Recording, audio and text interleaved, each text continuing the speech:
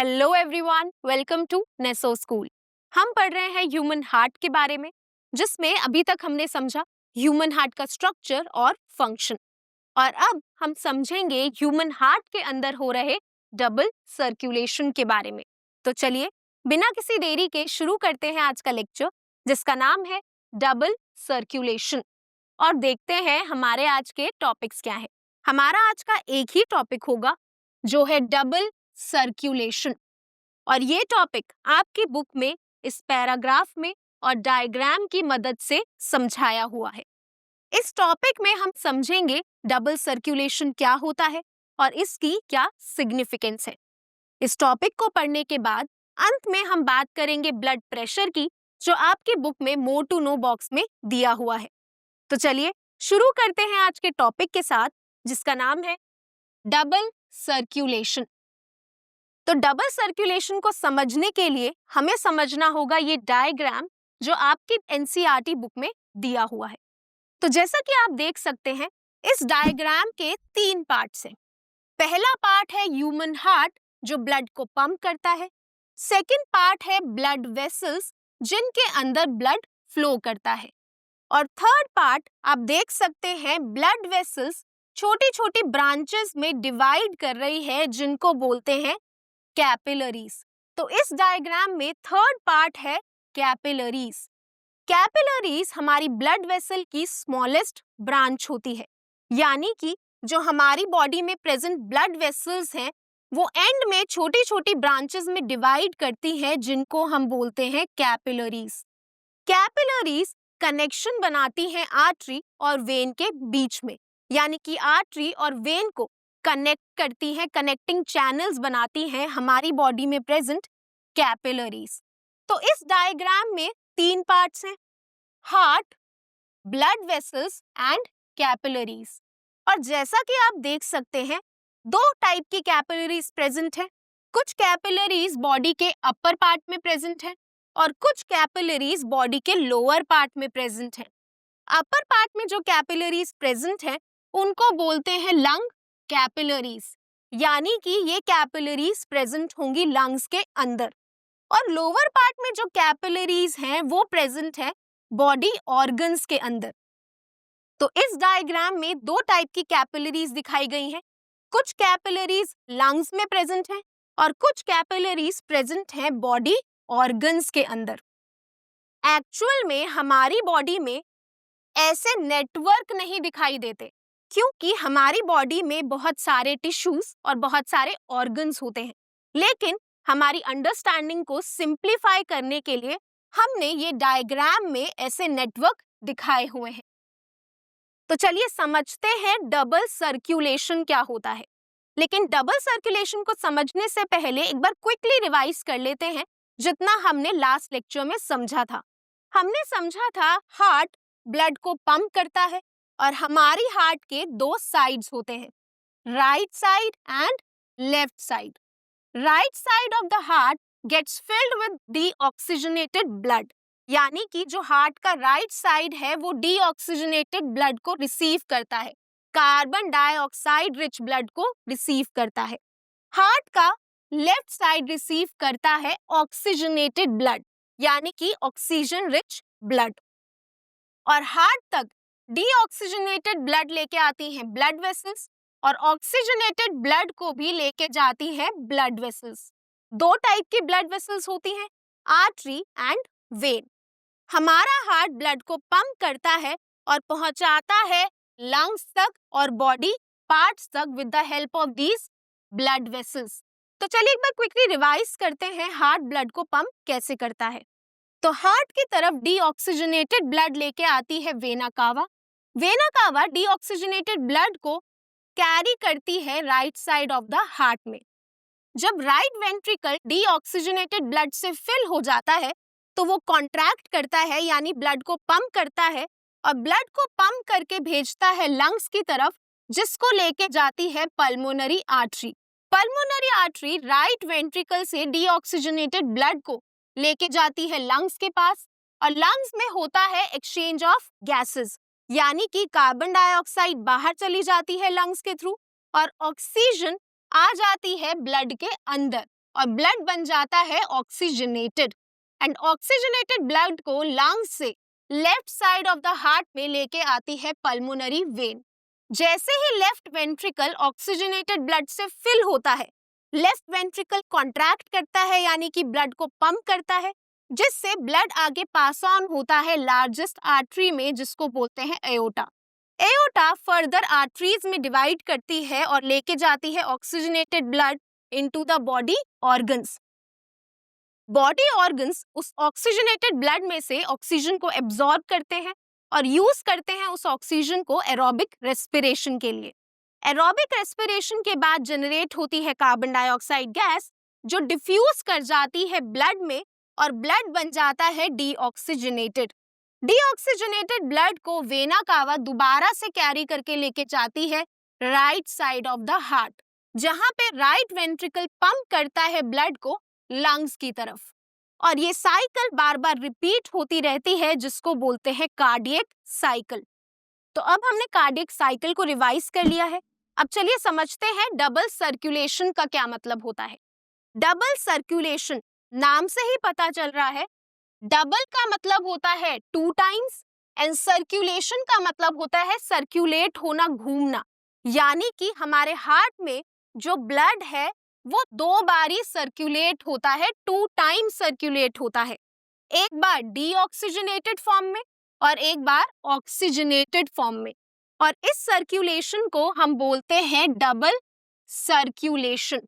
So double circulation is seen in a circulatory system where blood passes through the heart twice during one complete cycle. ऐसा circulatory system जहां पर जो blood है वो heart से 2 बारी सर्कुलेट होता है एक कंप्लीट कार्डियक साइकिल में, और ऐसी सर्कुलेशन को डबल सर्कुलेशन बोलते हैं। और जैसा कि आप देख सकते हैं, हमारे हार्ट में भी जो ब्लड है वो 2 बार सर्कुलेट हो रहा है, एक बार डीऑक्सीजनेटेड फॉर्म में और एक बार ऑक्सीजनेटेड फॉर्म में। जो डबल सर्कुलेशन होता है वो 2 पाथवे फॉलो करता है। So the double circulation involves 2 separate pathways. First होता है circulation from the heart to the lungs, यानी कि एक सर्कुलेशन में, एक पाथवे में हार्ट से जो ब्लड है वो लंग्स की तरफ जाता है, and second circulation involves circulation of the blood from the heart to the rest of the body and back. Second type के पाथवे में जो ब्लड है वो हार्ट से बॉडी ऑर्गन्स की तरफ जाता है और वापस हार्ट में आता है। तो जैसा कि आप देख सकते हैं, double circulation 2 different pathway follow करता है। पहले पाथवे में जो सर्कुलेशन है वो होता है हार्ट और लंग्स के बीच में, और दूसरे पाथवे में जो सर्कुलेशन है वो होता है हार्ट और बॉडी ऑर्गन्स के बीच में। सो डबल सर्कुलेशन में हार्ट से ब्लड 2 बारी सर्कुलेट होता है, और डबल सर्कुलेशन में 2 अलग अलग पाथवे फॉलो करे जाते हैं। एक पाथवे होता है हार्ट और लंग्स के बीच में, और एक पाथवे होता है हार्ट और बॉडी ऑर्गन्स के बीच में। बट ये डबल सर्कुलेशन की जरूरत क्या है, इससे क्या फायदा होता है? Double circulation allow us complete separation of oxygenated and deoxygenated blood. Double circulation की मदद से ऑक्सीजनेटेड और डीऑक्सीजनेटेड ब्लड आपस में सेपरेटेड रहते हैं। तो जैसा कि हम इस डायग्राम में भी देख सकते हैं, right side of the heart has deoxygenated blood and left side of the heart has oxygenated blood. Heart के राइट साइड में सिर्फ कार्बन डाइऑक्साइड रिच ब्लड ही प्रेजेंट है, और हार्ट के लेफ्ट साइड में सिर्फ ऑक्सीजन रिच ब्लड ही present है, और ये दोनों ब्लड आपस में सेपरेटेड है with the help of septum. Double circulation की मदद से जो कार्बन डाइऑक्साइड रिच ब्लड है और जो ऑक्सीजन रिच ब्लड है वो दोनों आपस में सेपरेटेड रहते हैं, यानी कि मिक्सिंग ऑफ ब्लड नहीं होता। तो इसीलिए डबल सर्कुलेशन हमारे लिए बहुत जरूरी है। बट ये मिक्सिंग ऑफ ब्लड क्यों नहीं होना चाहिए? क्यों हमारे में दोनों ब्लड को सेपरेटेड रखा जाता है? चलिए समझते हैं। This separation allows a highly efficient supply of oxygen to the body. इस सेपरेशन की मदद से हमारी बॉडी को highly efficient supply of oxygen मिलता है। बट हमारी बॉडी को इतनी ज्यादा ऑक्सीजन की जरूरत क्यों है? इसको समझने के लिए हमें फोकस करना होगा हमारे बॉडी टेम्परेचर पर। तो जैसा कि हमें पता है, हमारे बॉडी का टेम्परेचर कांस्टेंट रहता है, यानी कि हमारे बॉडी का जो इंटरनल टेम्परेचर है वो कभी भी चेंज नहीं होता। चाहे बाहर गर्मी हो या फिर सर्दी हो, हमेशा हमारी बॉडी का टेम्परेचर कांस्टेंट ही रहेगा। और हमारी बॉडी के टेम्परेचर को कांस्टेंट रखने में बहुत बड़ा रोल होता है डबल सर्कुलेशन का। बट अब आप सोच रहे होंगे, डबल सर्कुलेशन और बॉडी टेम्परेचर दोनों आपस में रिलेटेड कैसे हैं? बॉडी टेम्परेचर का मतलब होता है हमारी बॉडी के अंदर जो हीट प्रेजेंट है, और हमें पता है heat is also a type of energy. जो हमारी बॉडी की हीट है वो भी एक एनर्जी की फॉर्म है। और हमने ये पिछले लेक्चर्स में पढ़ा है, हमारी बॉडी को एनर्जी मिलती है एरोबिक रेस्पिरेशन से। जब हमारी बॉडी के सेल्स और टिश्यूज परफॉर्म करते हैं एरोबिक रेस्पिरेशन, तो जनरेट होती है एनर्जी। और हमें पता है एनर्जी एक टाइप की हीट एनर्जी ही होती है। तो उस हीट एनर्जी को हमारी बॉडी यूज करती है बॉडी टेम्परेचर को कांस्टेंट रखने में, मेंटेन रखने में। तो यानी कि जितना ज्यादा एरोबिक रेस्पिरेशन होगा, उतनी आसानी से हमारा बॉडी टेम्परेचर कांस्टेंट रहेगा। इसीलिए हमारी बॉडी को जरूरत होती है एफिशिएंट सप्लाई ऑफ ऑक्सीजन की, क्योंकि ऑक्सीजन एरोबिक रेस्पिरेशन के लिए बहुत जरूरी है। तो जितना ज्यादा ऑक्सीजन, उतनी ज्यादा एरोबिक रेस्पिरेशन, और उतना ज्यादा ही हमारे बॉडी में हीट एनर्जी प्रोड्यूस होगी, जो हमारे बॉडी टेम्परेचर को कांस्टेंट रखेगी। इसीलिए हमारे दोनों टाइप के ब्लड को, यानी कि डीऑक्सीजनेटेड और ऑक्सीजनेटेड ब्लड को सेपरेटेड रखना जरूरी है। क्योंकि अगर ये दोनों ब्लड मिक्स हो गए तो हमारे ब्लड में ऑक्सीजन का अमाउंट डिक्रीज हो जाएगा, जिस वजह से हमारे बॉडी टिश्यूज को उतनी एफिशिएंटली ऑक्सीजन नहीं मिलेगा, जिसकी मदद से हीट एनर्जी प्रोड्यूस नहीं होगी। इसीलिए हमारे लिए डबल सर्कुलेशन बहुत इंपॉर्टेंट है। और डबल सर्कुलेशन सिर्फ ह्यूमंस में ही नहीं होता, दूसरे जानवरों में भी होता है, जैसे कि बर्ड्स एंड मैमल्स। इन दोनों टाइप के एनिमल्स में भी डबल सर्कुलेशन देखा जाता है। बर्ड्स वो एनिमल्स होते हैं जो उड़ सकते हैं, जिनके पास फेदर्स होते हैं। और मैमल्स वो एनिमल्स होते हैं जिनकी बॉडी पे हेयर होते हैं, और साथ ही इनके पास प्रेजेंट होते हैं मेमोरी ग्लैंड्स। मेमोरी ग्लैंड्स वो ग्लैंड्स होते हैं जो मिल्क प्रोड्यूस कर सकते हैं। जिन एनिमल्स के पास मेमोरी ग्लैंड्स होता है उनको बोलते हैं मैमल्स, और जिन एनिमल्स के पास फेदर्स होते हैं उनको बोलते हैं बर्ड्स। और इन दोनों ही टाइप के एनिमल्स में देखा जाता है double circulation. Double circulation is useful in animals with high energy needs such as birds and mammals, which constantly use energy to maintain their body temperature. Double circulation उन जानवरों में यूजफुल है जिनकी एनर्जी की नीड हाई होती है, जैसे कि बर्ड्स और मैमल्स। ये दोनों ही जानवर एनर्जी को यूज करते हैं अपने बॉडी टेम्परेचर को कांस्टेंट रखने में, मेंटेन रखने में। बट हमारे सराउंडिंग में और भी टाइप के एनिमल्स होते हैं, जैसे कि एम्फीबियंस, रेप्टाइल्स। क्या उनको भी अपने बॉडी टेम्परेचर को कांस्टेंट रखने के लिए इतनी एनर्जी की जरूरत होती है? नहीं। In some animals, the body temperature depends on the environmental temperature, so they do not use energy for this purpose.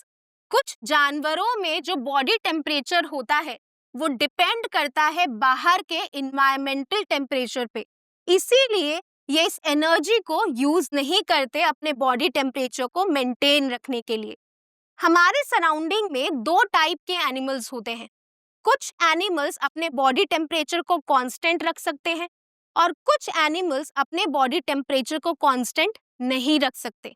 जो जानवर अपने बॉडी टेम्परेचर को कांस्टेंट रख सकते हैं वो हैं बर्ड्स एंड मैमल्स, जिनमें अपने बॉडी टेम्परेचर को कंट्रोल करने के लिए देखा जाता है डबल सर्कुलेशन।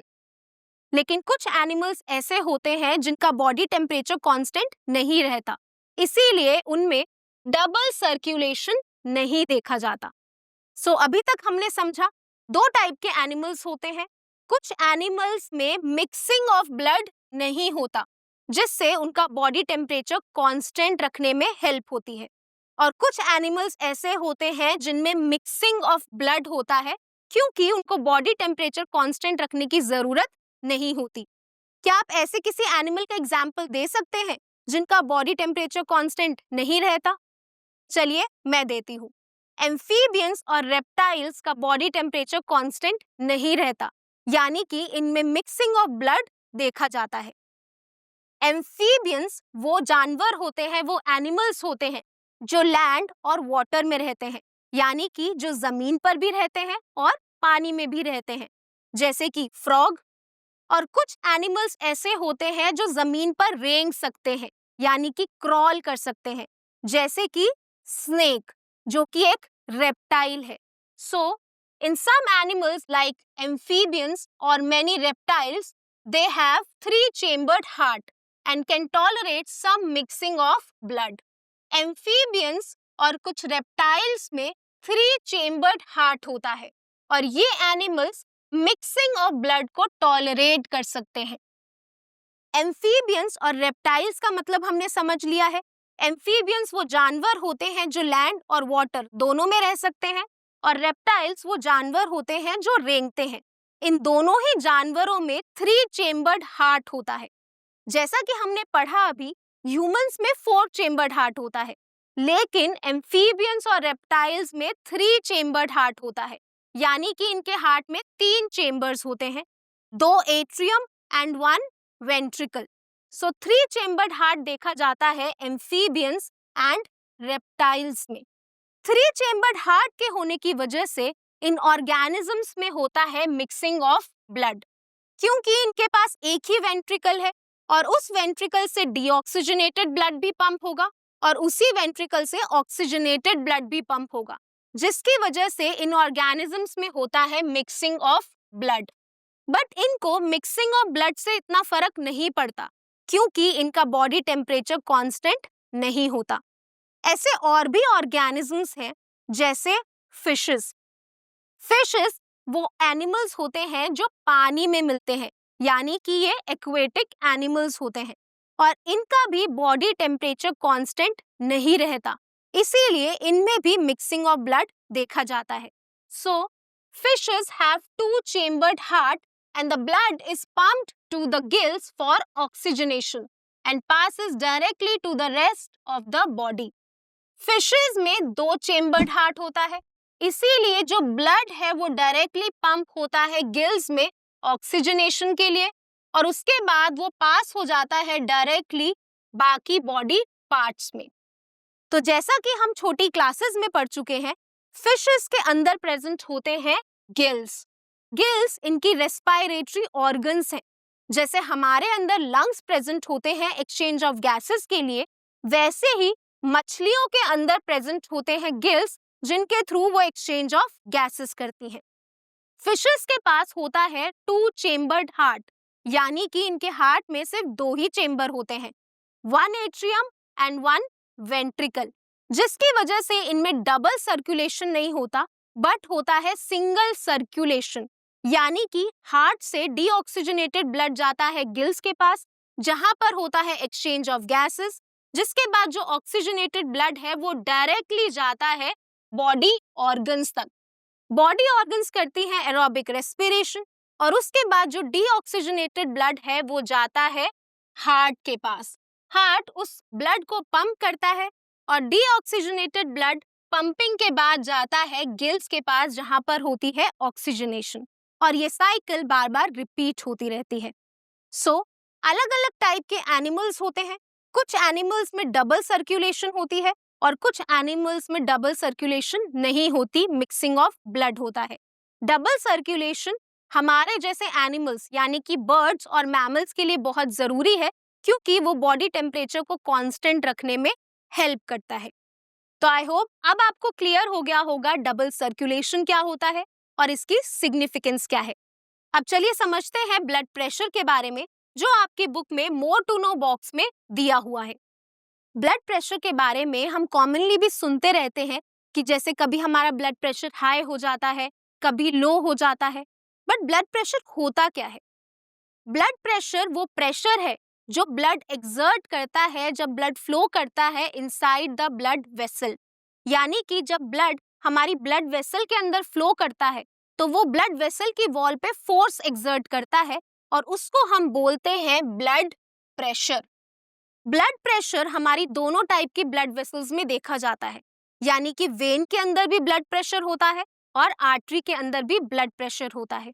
लेकिन जैसा कि हम पढ़ चुके हैं, वेन के अंदर जो ब्लड है वो काफी लो प्रेशर के साथ फ्लो करता है, बट आर्टरी के अंदर जो ब्लड है वो काफी हाई प्रेशर के साथ फ्लो करता है।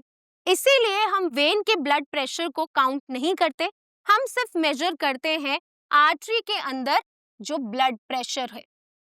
बट ये ब्लड के अंदर प्रेशर आता कहाँ से है? ब्लड के अंदर प्रेशर आता है जब हार्ट ब्लड को पंप करता है। मोर स्पेसिफिकली जब हार्ट के अंदर वेंट्रिकल्स ब्लड को पंप करते हैं तो उससे ब्लड के अंदर प्रेशर आता है जिसको हम बोलते हैं ब्लड प्रेशर।